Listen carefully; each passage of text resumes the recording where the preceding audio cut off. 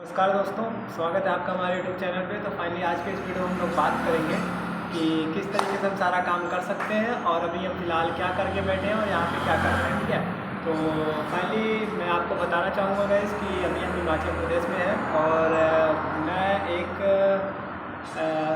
देखो, सबसे पहले मैं बताऊँगा मैं यूपी से हूँ, उत्तर प्रदेश प्रयागराज से। ठीक है, तो फाइनली आपको पता होना चाहिए चीज़ें। और अभी मैं बी फार्मा करके हिमाचल प्रदेश में हूँ। और आप यहाँ पे बद्दी तो सुना होगा, बद्दी हो गया आपका, ऊना हो गया। तो हिमाचल प्रदेश में हमारी जो Biodenta life science PVT LTD company है, तो बात करेंगे उसकी गैस वहाँ पे क्या क्या होता है। बी फार्मा के बाद हम वहाँ पे क्या कर रहे हैं, कौन से डिपार्टमेंट में है, ये सारी चीज़ें यहाँ पे डिटेल में बात होने वाली है। ठीक है, इस वीडियो से तो देखिए गाइस, जो हमारा मेन मोटिव है कि बी फार्मा करने के बाद स्टूडेंट क्या क्या करते हैं, क्या काम करते हैं, क्या करना चाहिए उनको बी फार्मा के बाद, ऐसा क्या करेंगे जो हम पर्सनल ग्रोथ के लिए अच्छा काम कर सकते हैं। ठीक है, उसके बारे में यहाँ पे बात करने जा रहे हैं।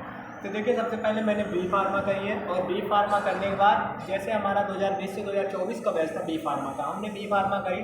उसके बाद हमने ज्वाइन कर लिया Biodenta life science PVT LTD Himachal Pradesh में। ठीक है, और यहाँ पे मैं ये बताना चाहूँगा कि अभी मैं क्वालिटी कंट्रोल डिपार्टमेंट में हूँ। ठीक है, और यहाँ पे हमने ज्वाइन किया था 23 सितंबर 2024 को। ठीक है, 23 सितंबर 2024 को मैंने बायोडेंटा लाइफ साइंस ज्वाइन किया था। अभी भी मैं बायोडेंटा लाइफ साइंस में हूँ। मैं चाहूँ तो चेंज कर सकता हूँ अपनी इंडस्ट्री, लेकिन नहीं चेंज करना है। वो भी एक रीज़न है कि अगर आप कहीं भी अपनी ग्रोथ देखते हो तो वहाँ पे रुकना ज़रूरी होता है। आप किसी भी कंपनी में जाते हो, किसी भी इंडस्ट्री में जाते हो, तो आपको वहाँ पे चाहिए कि हमारी ग्रोथ होनी चाहिए।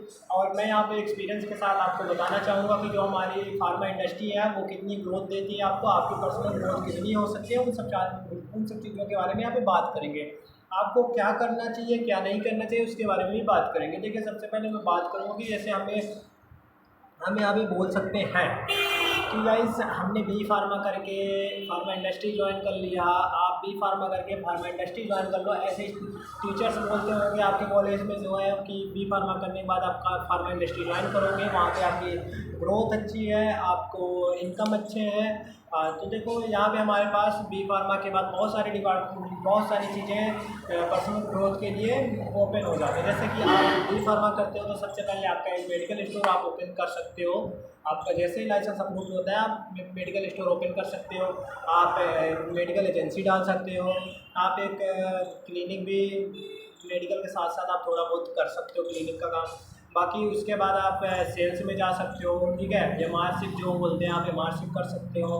फार्मा इंडस्ट्री ज्वाइन कर सकते हो। फार्मा इंडस्ट्री में आप कौन कौन से डिपार्टमेंट हैं, कौन कौन से डिपार्टमेंट ज्वाइन कर सकते हो, उसके बारे में भी बात करेंगे। ठीक है, फार्मा इंडस्ट्री में आप जाओगे अगर, तो फार्मा इंडस्ट्री में आपको क्वालिटी कंट्रोल मिल जाएगा, क्वालिटी एश्योरेंस मिल जाएगा, और आपको प्रोडक्शन मिल जाएगा, आर एन डी डिपार्टमेंट मिल जाएगा। ये सारे डिपार्टमेंट मिल जाते हैं। ठीक है, लेकिन बात करी जाए अगर खुद का बिजनेस, अब हम यहाँ पे बात करेंगे नौकरी vs बिजनेस। ठीक है, अब हम नौकरी कर रहे हैं फिलहाल, तो अब हम ये भी बोल सकते हैं भाई नौकरी अच्छी है। नौकरी देखो उनके लिए अच्छी जो आप करना चाहते हो, क्योंकि अगर नौकरी करना चाहते हो तो कर सकते हो, वरना नौकरी, मेरा तो एक ही उद्देश्य है, अगर आप अपना खुद का बिजनेस कैपेबल हो खोलने के लिए तो आप खुद का बिजनेस करो, नौकरी के चक्कर में मत छोड़ो। क्योंकि यहाँ पे अभी जो ग्रोथ देखी जा रही है, आप फार्मा इंडस्ट्री ज्वाइन करोगे तो आपको यहाँ पे मैक्सिमम 14-15 हज़ार रुपये महीने का मिल जाएगा। ठीक है, तो ये 1.5 लाख LPA 2 लाख LPA आपको मिलेगा। उसमें बहुत बड़ी चीज़ नहीं होती है कि आप साल में 1.5-2 लाख रुपए कमाओ बी फार्मा करने के बाद। जो भी 6-7 लाख लगाने के बाद आप साल में 1.5-2 लाख रुपए कमा रहे हो तो बहुत गलत चीज़ है। ठीक है, समझ रहे हो? तो खुद का बिजनेस करो, खुद पे फोकस करो। मैं नहीं कहूँगा, अगर आप करना करना चाहते हो तो कुछ टाइम करो, कोई दिक्कत नहीं है। अभी मुझे क्या चाहिए था, मैं यहाँ पे, अब आप बोल रहे होगे कि बंदा खुद नौकरी कर रहा है, खुद फार्मा इंडस्ट्री ज्वाइन करके बैठा है और मुझे ज्ञान दे रहा है। तो देखो, यहाँ पे ज्ञान देने वाली कोई बात नहीं है। अगर आपको एक्सपीरियंस चाहिए, एक्सपीरियंस के लिए आप आ सकते हो, फार्मा इंडस्ट्री ज्वाइन कर सकते हो, आप एक्सपीरियंस लो, जाओ, सीधी सी बात है। क्योंकि अगर आप यहाँ पे देखोगे ना, आप जब फार्मा इंडस्ट्री में आओगे, आप देखोगे तो आपको सोचोगे यार ये क्या चीज़ें हैं, क्या कर रहे हैं यहाँ पे लोग, क्यों कर रहे हैं।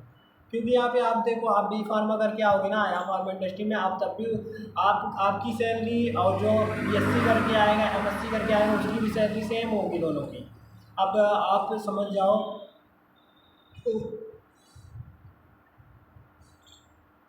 जो हमारी फार्मा इंडस्ट्री है वो कितना अपने पैसे को बचाना चाहती है। ये देखो सीधी सी बात है, फार्मा इंडस्ट्री का यही काम है कि उसको फार्मा फार्मा को रखना चाहिए ना।